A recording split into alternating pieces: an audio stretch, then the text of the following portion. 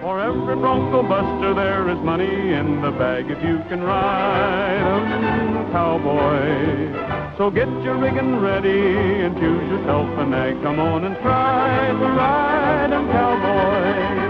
Cowboy, king of the plains so big and wide, sink your saddle up on the hide of a wild horse, cowboy. Cowboy, king of the range and rodeo, you are bound to get in the door to ride 'em, cowboy, ride 'em, cowboy. Gene Autry returned from the service in 1946, and Herbert Yates was determined to keep the actor in check. He promoted both Roy Rogers and Monty Hale aggressively, in order to show Autry that he wasn't indispensable. Gene wasn't having it, and opened negotiations with Columbia Pictures, where he moved, as I've said, in 1947. Autry stayed at Columbia for the remainder of his movie career, making Roy Rogers the undisputed top man at Republic. My Pal Trigger was made during the period of Gene's brief return, and Yates lavished it with a bigger budget and sold it as a special, meaning that the theaters bought it on its own, rather than as part of a package. In it, he plays a horse trader who goes to the Golden Horse Ranch, run by Gabby Hayes Kendrick, to ask about mating his horse, Lady, with Kendrick's Golden Sovereign. I'm speaking for Lady. She's a fine mare, and the Golden Sovereign's a great stallion. Between the two of them, we ought to get the finest Palomino colt in the whole country. Correct, it ain't. Kendrick turns him down, and that same night, Golden Sovereign is kidnapped, but he escapes his captors to go and find Lady. Cut it out!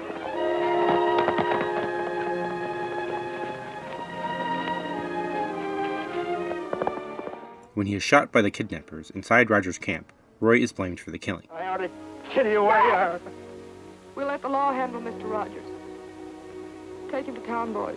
There he goes. Stop him, somebody. Hey! Fleeing from the law with Lady, he finds that she and the Sovereign did indeed mate, and she gives birth to a foal, which he names Trigger. You're kind of quick on the trigger, son.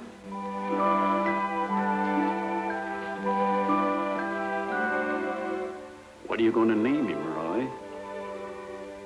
I just did. It's Trigger.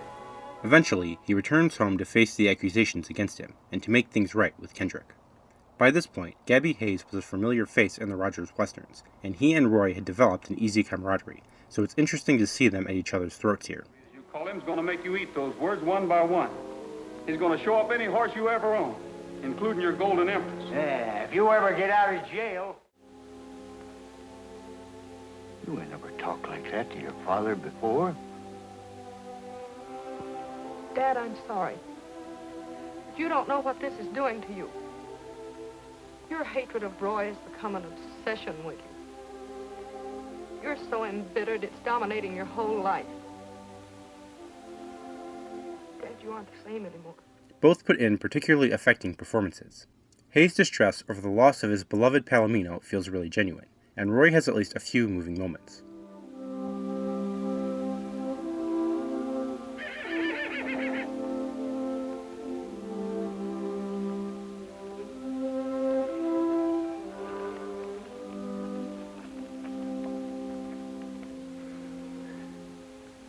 This is going to be the toughest thing I ever had to do in my life, Trigger.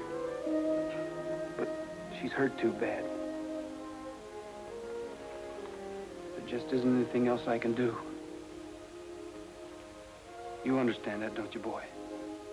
His tender rendition of Old Faithful is really quite touching.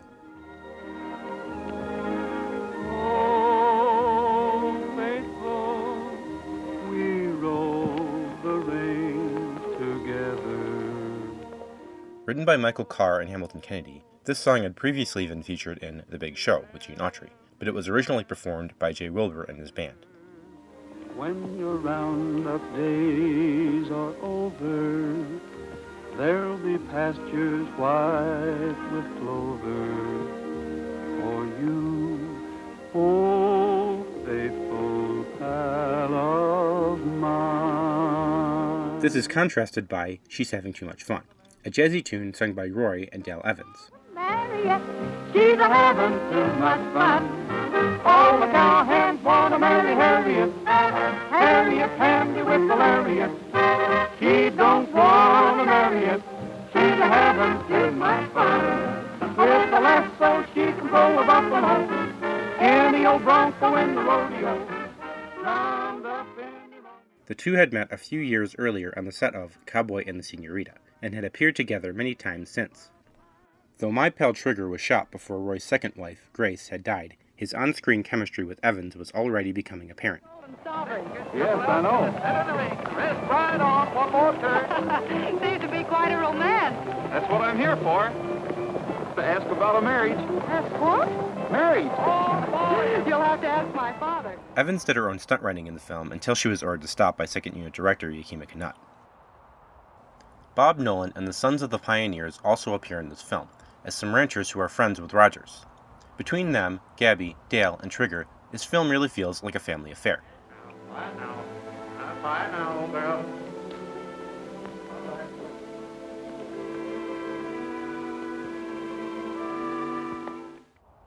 The villain of the picture, Brett Scoville, is played by Jack Holt. Holt had been something of a Western star himself back in the silent era. He began his Hollywood career doing stunt work and bit parts for Universal Pictures. He had cracked some ribs during his film debut, riding down a steep embankment into the Russian River for a scene for Salami Jane. He later starred in many of Paramount's Zane Grey adaptations, and was a leading man in many of Columbia's action pictures in the early sound era.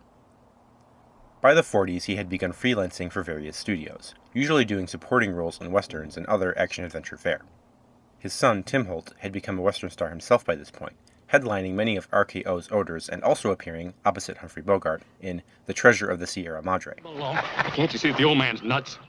Nuts! Nuts, am I? Jack's daughter, Jennifer, was also a western actor, and appeared opposite the likes of William Boyd, Tex Ritter, and Johnny Mac Brown. Howdy. A neighbor of ours, Miss Jane Carter. I want to thank you for saving Gil's life. New around here, Rocky? Yep, but I think I'm gonna like it. We're looking for work. You found it. I can sure use another gun hand.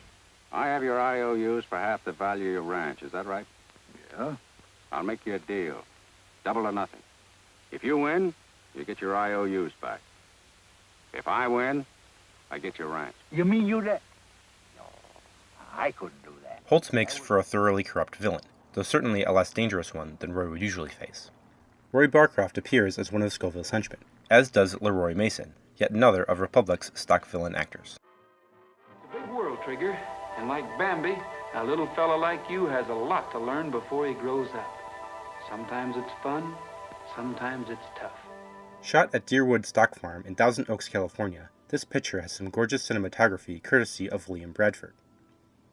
A veteran of B-Westerns by this point, Bradford had been nominated for an Academy Award earlier in his career for his work on Woman in War. Unlike most Roy Rogers westerns, which were known for being action-packed, My Pal Trigger has no conventional action scenes outside of a bar fight, which is up to the usual Republic standard.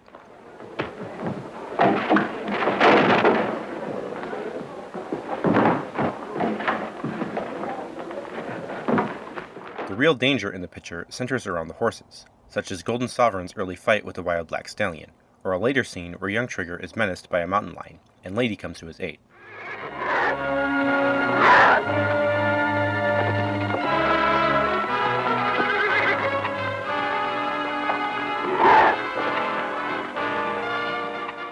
Veteran Republic director Frank McDonald handles the drama, the action, and the musical interludes well.